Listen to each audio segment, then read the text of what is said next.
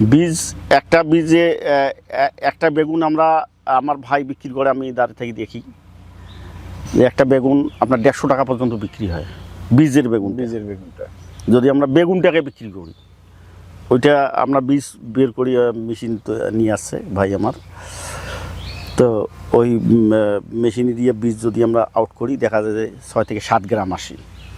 তাহলে 5 গ্রাম যদি আমরা 120 বিক্রি করি তাহলে 7 গ্রামের দাম আরও বাড়তেছে। সেই আনুপাতিক হিসাবে আমার প্রতিটা গাছে, ভাইয়ের কাছে আমি দেখছি বিগত ভাই চ্যানেলে নিয়ে আসছিলো, তাদের 35 থেকে 40টা বেগুন বীজ করা সম্ভব একটা গাছ থেকে। তাহলে একটা গাছে আমাদেরকে 4000 টাকা পর্যন্ত দিতেছে। তো সেই হিসাবে কিন্তু আমরা যদি আমরা বেগুন বিক্রি করি 5% আসবে 4000 টাকা। হ্যাঁ, ঠিক আছে।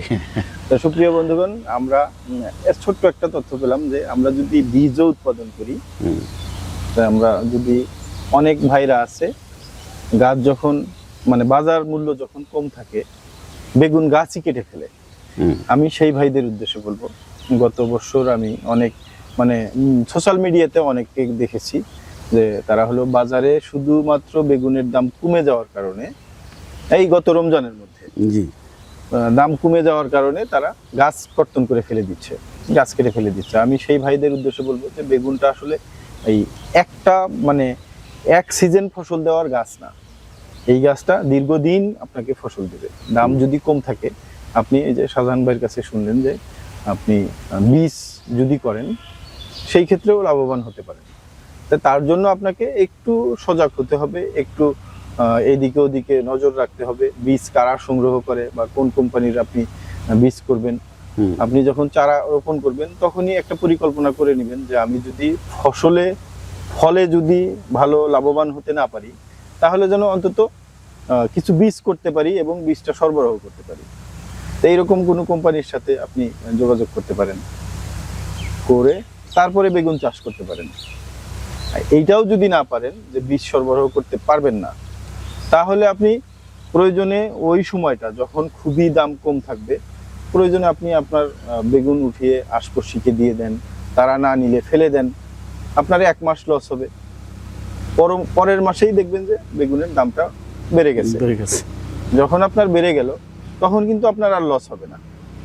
বেগুন আপনাকে শাহজাহান ভাই একটু আগে বলে গেছে যে এই বেগুন গাছটা যদি আপনি একটু পরিচর্যা করেন 2 বছর পর্যন্ত রাখা সম্ভব এবং এইটা প্রচুর ফলন দেয়।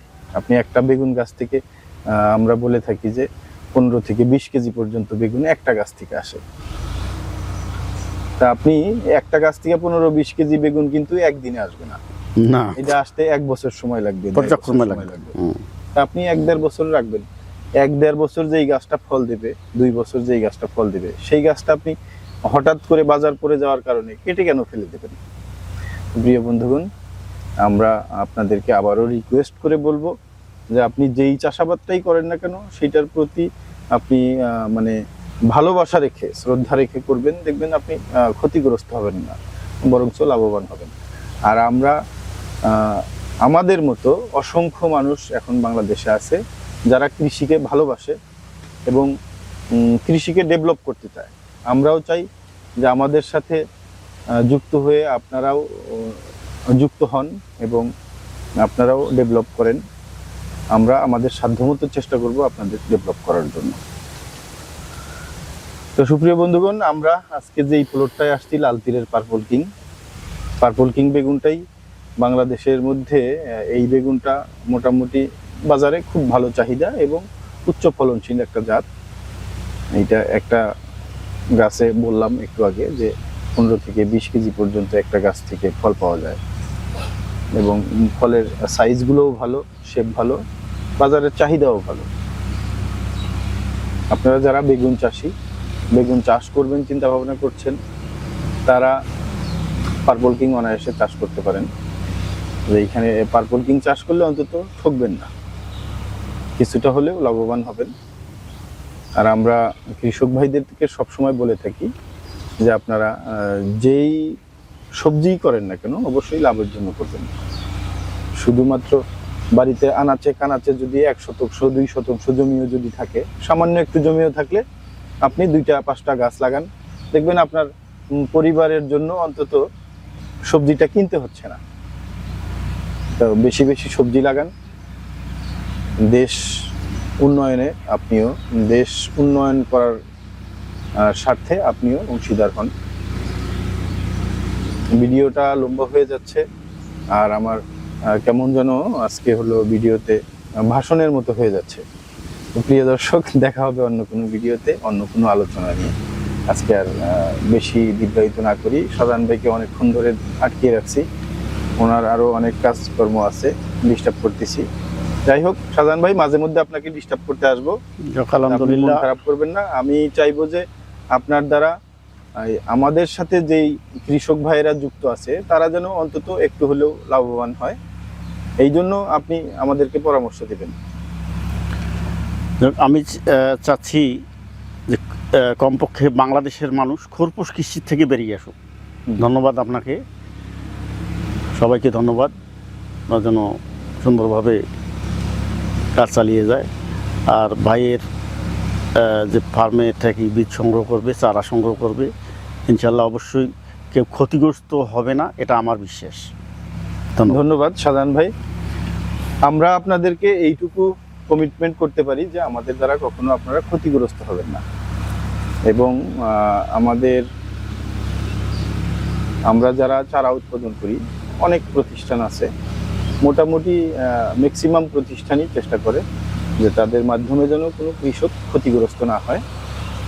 তারপরেও আপনারা যখন চারা সংগ্রহ করবেন অবশ্যই জিজ্ঞেস করবেন নার্সারির যে মালিক বা যে চারা উৎপাদনের সাথে যুক্ত আছে তাকে জিজ্ঞেস করবেন যে ভাই কত দিনের চারা হলো আমাকে দিচ্ছেন, বা এত দিনের বয়সের চারা আমাকে দেন।